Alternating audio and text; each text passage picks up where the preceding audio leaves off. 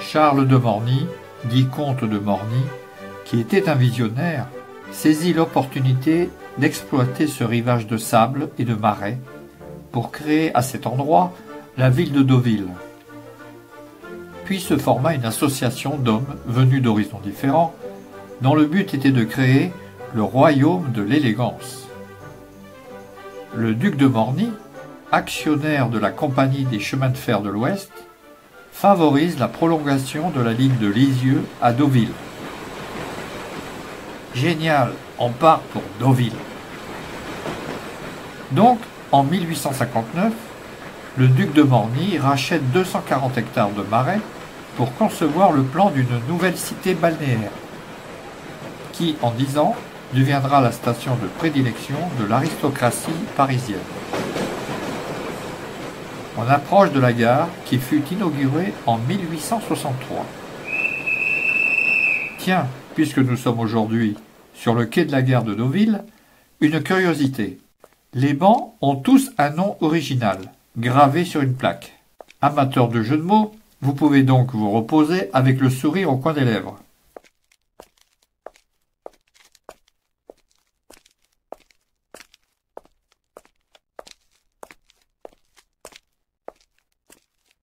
Le bord de la mer n'est qu'à quelques encablures de la gare. Une promenade sur le front de mer, à Deauville, permet de se rendre compte de l'exubérance, de la variété et de la densité de ces folies architecturales, bâties à partir de 1860 sur le boulevard Eugène Cornuchet. Mais qui était Eugène Cornuchet? Né à Paris en 1867, Eugène Cornuchet crée et tient le restaurant chez Maxim's. Quand, en 1905, il est sollicité par la mairie de Trouville pour prendre la gestion de son casino. Puis il propose un projet de casino à Deauville qui sera validé en 1913. Il fait construire l'hôtel Normandie, à quelques mètres plus loin, pour accueillir les joueurs de casino.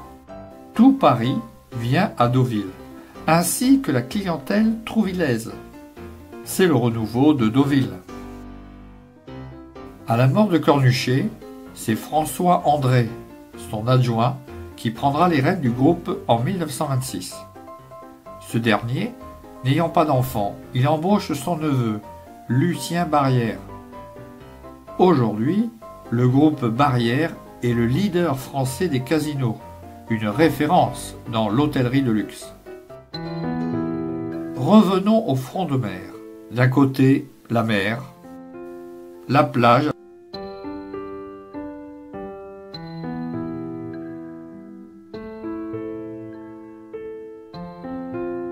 Ici, les fameuses planches de Deauville, aussi connues que la promenade des Anglais à Nice. D'une longueur de 600 mètres, cela permettait aux dames des années 1920 de se promener sans s'enfoncer dans le sable. C'est Charles Hadda, né en Algérie, qui fut l'architecte des bains pompéens, ainsi que les cabines attenantes et les planches de Deauville. Enfin, les villas du front de mer sont séparées des planches de Deauville par une station équestre, une piscine, un centre de thalassothérapie, des jardins sportifs. D'ailleurs, Tristan Bernard s'exclama « Deauville, c'est pratique, c'est près de Paris, mais c'est finalement assez loin de la mer. »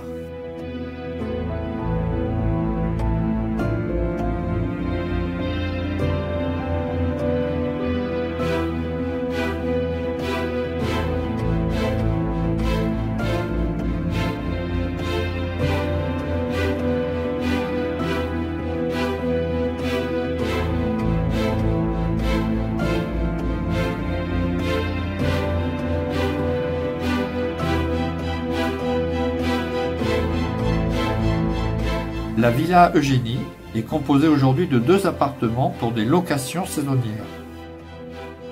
La Villa Camellia fut construite en 1864 pour le marquis de Salamanca. Décoré de lambrequins et de garde-corps en bois à motifs ajourés, l'édifice évoque la rusticité montagnarde. C'est l'une des plus anciennes villas de Deauville.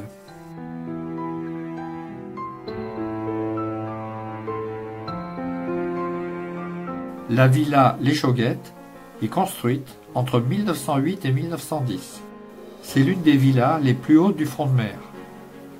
La toiture, coiffant les 2 étages de comble, est en tuiles plates.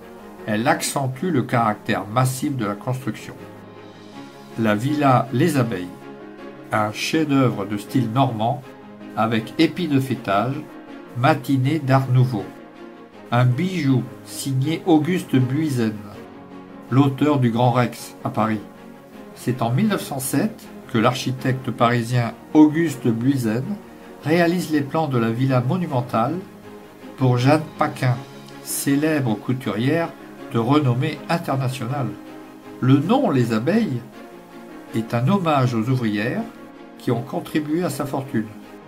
Elle est louée quelques années par André Citroën à partir de 1923. Il reste beaucoup de choses à découvrir à Deauville, mais n'oublions pas Trouville-sur-Mer, sa sœur jumelle. Ces villes pétillantes de vie sont un attrait touristique de la côte normande. C'est sûr, vous aussi, vous reviendrez à Deauville.